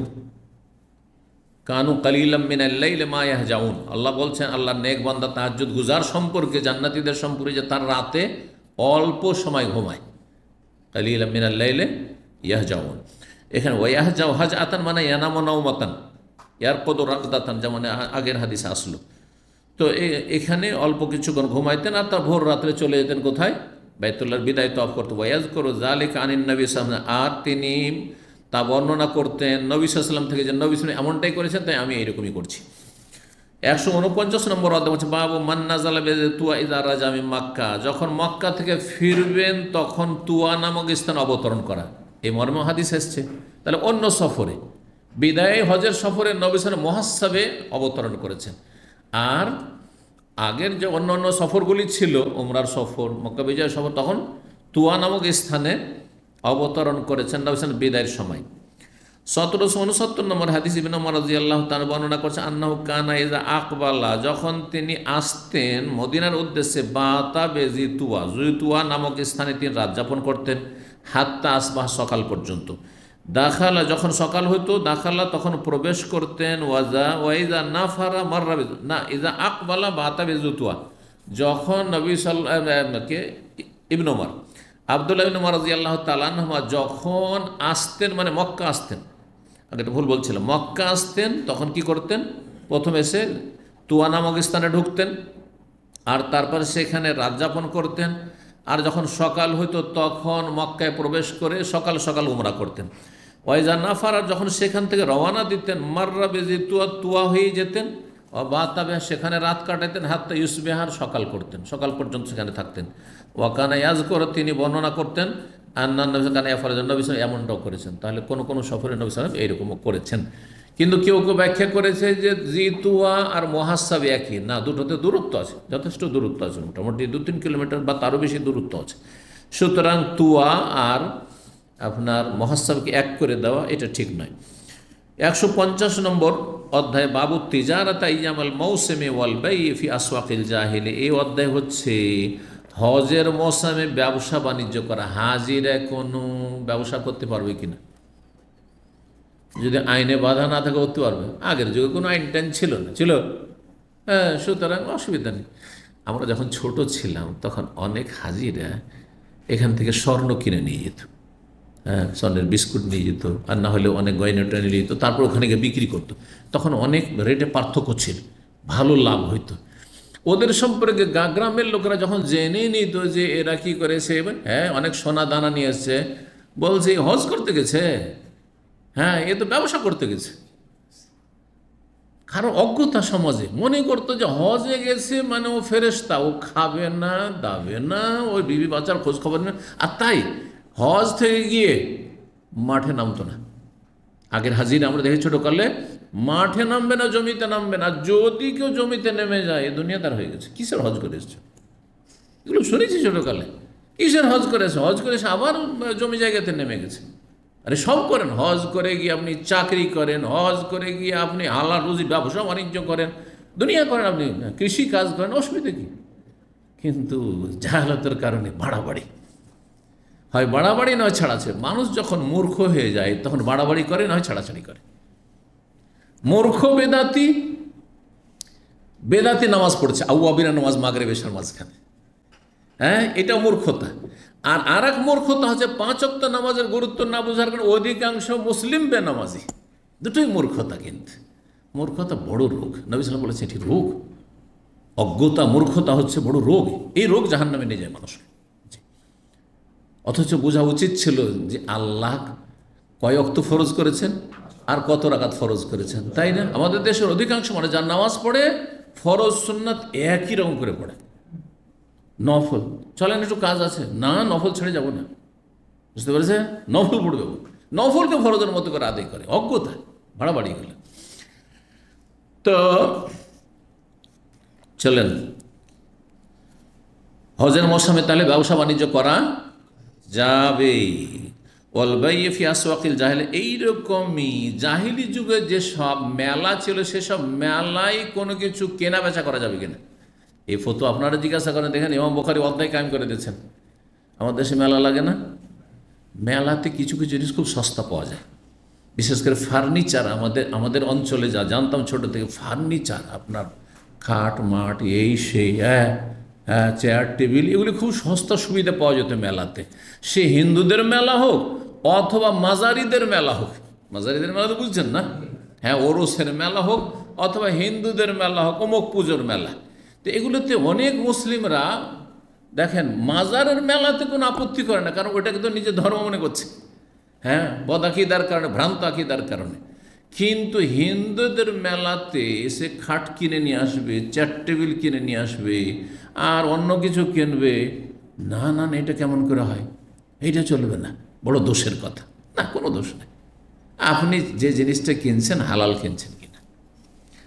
কথা বোঝা গেছে? জি হ্যাঁ, স্পষ্ট। 1770 নম্বর হাদিস, ইবনে আব্বাস রাদিয়াল্লাহু তাআলা আনহু বলছেন, কানা জুল মাজাজ ওয়া ওকাজ মাতজারা নাসিফিল জাহিলিয়া। জুল মাজাজ নামক স্থান এবং ওকাজ, এগুলি ছিল মানুষের মেলার জায়গা ফিল জাহিলিয়া, জাহিলি যুগে, কাফেরদের যুগে এগুলো কি ছিল? মেলার জায়গা ছিল। ওকাজের মেলা এখন পর্যন্ত লাগে, জানেন তো? ওকাজের মেলা যারা তাইফে থেকেছেন, কোন জায়গায় ওকাজ? আরাফা দিয়ে এসে তাইফের দিকে এগিয়ে, মক্কার কাছে না তাইফের কাছে পড়ে সেটা? এই যে তাইফের কাছাকাছি ওকাজ মেলা হচ্ছে, তাইফের কাছাকাছি। জি, আমি জানি, কিন্তু কোনোদিন যাইনি, সেই জন্য উনি তাইফে অনেক বছর থেকেছেন, জিজ্ঞেস করলাম। আর তাহলে আমার ধারণা আপন জায়গায় ঠিক আছে যে ওকাজের মেলা হচ্ছে তাইফের কাছাকাছি, আর জুল মজাজ এগুলো মেলা হচ্ছে আপনার ইয়েতে মক্কার আশেপাশে, আপনার এই যে মেনা আরব, এগুলোতে। মেনাতে একটা সুকুল আরব একটা রোড আছে, যারা হজ করেছেন, সুকুল আরব খুব প্রসিদ্ধ রোড মিনার ভিতরে। সুকুল আরব মানে কি? আরবদের মেলা, প্রাচীন যুগ থেকে এখানে মেলা লাগতো। যখন তারা হজ করা হলো 10 তারিখ, তখন ধুমধাম মেলা লাগতো, আর সেখানে বিভিন্ন রকমের প্রতিযোগিতা, কম্পিটিশন আর আমোদ ফুর্তি করা চলতো। আর বাপদাদার সব গর্ব করতো যে আমার বংশ এইরকম, তো আমার বংশ এইরকম, আমার বংশ এই করেছে, এগুলি করতো আরবরা। এগুলো তাদের মেলা ছিল, মেলা এরকম মাজান্নার মেলা ছিল। তো এইসব মেলাগুলো ছিল জাহিলি। ফালাম্মা জা আল ইসলাম, যখন ইসলামের আগমন ঘটলো, কান্নাহুম কারিহু যালিকা, তখন নতুন নতুন মুসলমানরা এইটাকে অপছন্দ করলো। এই মেলাতে কি করে যাব? হ্যাঁ, এই মেলা তো আমাদের জন্য জায়েজ নয়, এগুলো তো আমরা যেতাম যখন কাফের ছিলাম, মুশরিক ছিলাম তখন। তাহলে অজ্ঞতার কারণে এই ধ্যান ধারণা যেটা আজকাল আবার ফিরে চলে এসছে মুসলিম সমাজে, সেটা তখন নিউ মুসলিমদের মধ্যে ছিল। তখন আল্লাহ আয়াত নাজল করলেন, হাত্তা নাজালাত, আয়াত নাজল হয়ে লাইসা আলাইকুম জুনাহুন আন তাবতাগু ফাদলাম মির রাব্বিকুম। আল্লাহ বলছেন তোমাদের কোনো গুনাহ হবে না, তোমরা যদি আল্লাহর রুজি সন্ধান করো। হজে এসে কোথাও ব্যবসা বাণিজ্য করে নিলেন, আর লাভবান হয়ে গেলেন, এইখানেই করলেন, অথবা এখান থেকে কিছু মাল সামান নিয়ে গেলেন, দেশে সস্তা বিক্রি করলেন, দেশ থেকে কোনো সস্তা মাল সামান নিয়ে আসলেন, নিয়ে আসার এখানে বিক্রি করে দিলেন যে এটার ডিমান্ড আছে, কোনো অসুবিধা নেই। যেন সুতি কাপড়, বাংলাদেশের সুতি কাপড় যদি নিয়ে চলে আসেন, হাজি সাহেব সুতি কাপড় নিয়ে এসে বিক্রি করছে, অসুবিধা আছে নাকি? হ্যাঁ, এমন চাউল, চিনি গুঁড়ার চাউল নিয়ে চলে আসে বিক্রি করতে, হ্যাঁ নিয়ে গিয়ে আমি মক্কায় বিক্রি করি, অসুবিধা আছে? শাক সবজি কিছু নিয়ে আসে আমি বিক্রি করি, কোনো অসুবিধা নেই, যা ইচ্ছা তাই করেন, যা স্পষ্ট আয়াত। জি, কোরআনে কারীমের সূরা বাকারা যে হজের যে আয়াতগুলি রয়েছে সেখানে আয়াত রয়েছে। জি, 151 নম্বর অধ্যায় হচ্ছে বাবুল ইদ্দিলাজ মিনাল মুহাসাব। এটি হচ্ছে সর্বশেষ অধ্যায় হজের পর্বের 151 নম্বর পর্ব। কি বলছেন? এই অধ্যায় হচ্ছে মুহাসাব নামক স্থান থেকে ভোর রাত্রে প্রস্থান করা। ইদ্দিলাজ, হ্যাঁ, দুলজাতুন থেকে। দুলজাতুন মানে রাতের অন্ধকারে কোথাও যাওয়া, রাতের অন্ধকারে কোথাও যাওয়া। তো রাতের অন্ধকার থাকতে ভোর রাত্রে মুহাসাব নামক স্থান থেকে নবী সাল্লাল্লাহু আলাইহি ওয়াসাল্লাম বেরিয়ে গেছেন, আর তারপরে ভোর রাত্রে গিয়ে বিদায় তওয়াফ করেছেন, আর সেখান থেকে রওনা দিয়েছেন। 1771 নম্বর হাদিস, মা আয়েশা রাদিয়াল্লাহু তাআলা আনহা বর্ণনা করেছেন, কাল হাযাত সাফিয়াতু লাইলাতান নাফরি। সাফিয়া রাদিয়াল্লাহু তাআলা আনহা মাসিক চলে আসে বিদায়ের রাতে, বিদায়ের রাতে 13 তারিখ মেনা থেকে আসলেন। এখন কি করবেন? বিদায় তো করতে হবে, ভোর রাত্রে নবী সাল্লাল্লাহু আলাইহি ওয়াসাল্লাম করবেন, কিন্তু তার আগে কি চলে আসলো? মাসিক চলে আসলো। ফাকালা, তখন তিনি বলছেন, মা আর ওরানি ইল্লা হাবেসাতাকুম। তারও মাসলা যেহেতু জানা ছিল না যে বাকি আছে বিদায় তওয়াফ, এটা জানা আছে, কিন্তু বিদায় তওয়াফে যে ছাড় আছে মাসিক চলে আসলে এই অবস্থা, এটা তারও জানা ছিল না। তাই তিনি বলছেন, আমার মনে হচ্ছে যে তোমাদেরকে আমি বাধা দিয়েই দিব যেতে, কেউ আমার জন্য যেতে হবে, এতগুলি লোক সব নবী সাল্লাল্লাহু আলাইহি ওয়াসাল্লাম থেকে যাবে, যেহেতু স্বামী স্ত্রী ছেড়ে যেতে পারছে না, নবী যখন থেকে যাবেন তখন সাহাবীরাও থেকে যাবেন, এতগুলি লোককে আমি বাধাগ্রস্ত করবো হয়তো রওনা দিতে। কালান নবী সাল্লাল্লাহু আলাইহি ওয়াসাল্লাম, নবী সাল্লাল্লাহু আলাইহি ওয়াসাল্লাম তখন বললেন, আকরা হালকা, আর বন্ধে, আর নেড়ি আদর করে, যেটা বললাম। আতাফাত ইয়াউমান নাহারে, এ কি তওয়াফ করেছে কোরবানির দিনে, মানে 10 তারিখের ফরজ তওয়াফ করেছে? কিলা, বলা হলো হ্যাঁ ও তো তওয়াফ করে ফেলেছে। মা আয়েশা বললেন, এটি অন্য হাদিসে রয়েছে। কালা ফান ফেরি, তাহলে বেরিয়ে পড়ো, কোনো অসুবিধা নেই, মাফ। বিদায় তওয়াফ ঋতুবতী মহিলার জন্য মাফ। 1772 নম্বর হাদিস বর্ণনা করছেন আমাশ ইব্রাহিম থেকে, ইব্রাহিম নাখই আসওয়াদ থেকে বা ইব্রাহিম তাইমি আসওয়াদ থেকে, আর আসওয়াদ তাবেঈ, তিনি মা আয়েশা রাদিয়াল্লাহু তাআলা আনহা থেকে, কালা, তিনি বলেন, খারাজনা মা রাসূলিল্লাহ সাল্লাল্লাহু আলাইহি সাল্লাম, আমরা রাসূলুল্লাহ সাল্লাল্লাহু আলাইহি ওয়াসাল্লাম বেরোইলাম মদিনা থেকে, লা নাযকুরু ইল্লাল হজ, আমাদের আলোচনা শুধু হজের ছিল, যে আমরা যাচ্ছি কোথায়, হজে যাচ্ছি। হজের সাথে কেউ যদি উমরা করে তবুও কি বলবো, উমরায় যাচ্ছি, কি বলবে, হজে যাচ্ছি বলবে, কারণ ওইটি তো বড় মূল উদ্দেশ্য। কিন্তু আরেকটি বিষয়, যে জাহিলিয়াতের যুগের যে ধারণা ছিল, আর ওই ধারণার ওপরই তারা ছিল, আয়াত নাজেল হয়নি বৈধতার, যে হজ মৌসুমে উমরা করা অপরাধের কাজ, যার ফলে বলছেন যে আমাদের আলোচনার বিষয়বস্তু ছিল হজ, আমরা হজে যাচ্ছি। ফালাম্মা কাদিমনা, যখন মক্কা আসলাম, আমারানা আন্নাহে, তখন আমাদেরকে নির্দেশ দিল রাসূলুল্লাহ সাল্লাল্লাহু আলাইহি ওয়াসাল্লাম হালাল হওয়ার জন্য, যে বাইতুল্লাহ তওয়াফ করে সাফা মারওয়া সাই করে চুল ছোট করে হালাল হয়ে যাবে, মানে উমরাতে নিয়তকে বদলে নিতে বললেন। ফালাম্মা কানাত লাইলাতুন নাফরে, যখন রওয়ানা দেওয়ার আসলো, রওয়ানা দেওয়ার রাত মানে 14 তারিখের রাত, 13 তারিখ শেষ হওয়ার পরে 14 তারিখের রাত, বিদায়ের রাত আসলো। হাজা সাফিয়া তো বিনতে হয়, সাফিয়া বিনতে হয়ের মাসিক চলে আসলো। ফাকালান নবী সাল্লাল্লাহু আলাইহি ওয়াসাল্লাম বললেন, হালকা আকরা, ওই কথা বললেন, মা ওরাহা ইল্লা হাবেসাতাকুম, আমার মনে হচ্ছে তাকে যে সে তোমাদেরকে বাধাগ্রস্ত করে ফেলবে। ভাবছেন নবী সাল্লাল্লাহু আলাইহি ওয়াসাল্লাম যে 10 তারিখের ফরজ তওয়াফ হয়তো সে করেনি। সুম্মা কালা, তারপরে বললেন, কুনতে তুফতি ইয়াওমান নাহার, তুমি কোরবানির দিনে কি ওই 10 তারিখে তওয়াফটি করেছো? কালাত নাম, সাফিয়া রাদিয়াল্লাহু বলেন, হ্যাঁ তওয়াফ করেছি, 10 তারিখে তওয়াফ করে ফেলেছি।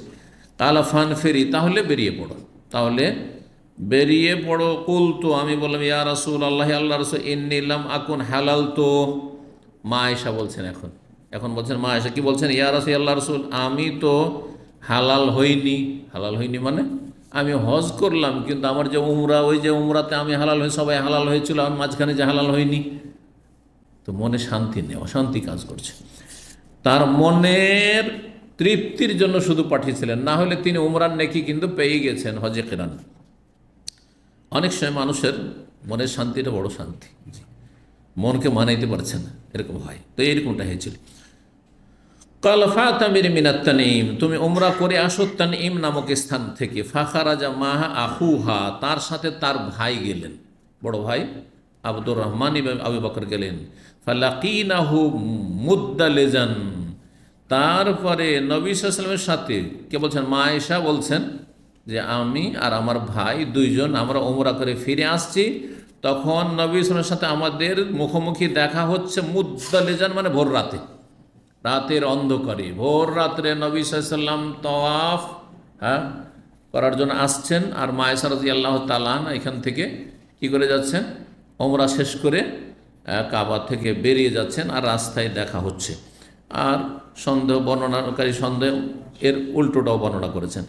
কালা, নবী সাল্লাল্লাহু আলাইহি ওয়াসাল্লাম বলেছিলেন যে তোমার সাথে দেখা হবে কথা, মাউইদুকে মাকানা কাযা ওয়া কাযা, তোমার সাথে দেখা হবে অমুক জায়গায় অমুক জায়গায়, এই কথা বলেছিলেন।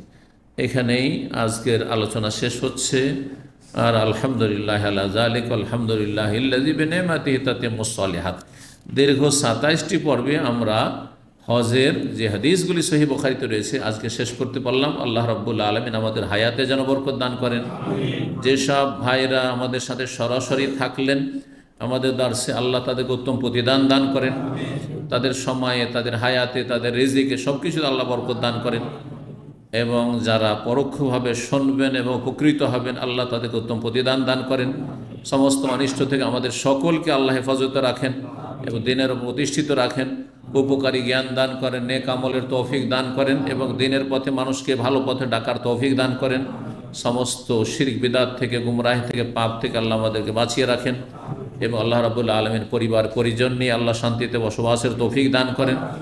যারা প্রবাসে রয়েছেন আল্লাহ রাব্বুল আলামিন তাদের রিজিকে বরকত দান করেন এবং তাদের মধ্যে যারা পথভ্রষ্ট তাদেরকে আল্লাহ হিদায়াত দান করেন। ওয়া সাল্লাল্লাহু সাল্লাম আলা নবিয়িনা মুহাম্মদ ওয়া আলা আলিহি ওয়া সাহবিহি আজমাইন। والمسلمات والمؤمنين والمؤمنات والقانتين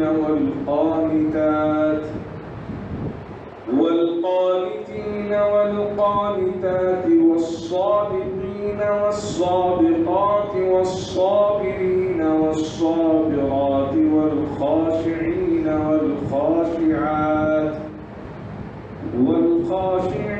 والخاشعات والمتصدقين والمتصدقات والصائمين والصائمات والحافظين فروجهم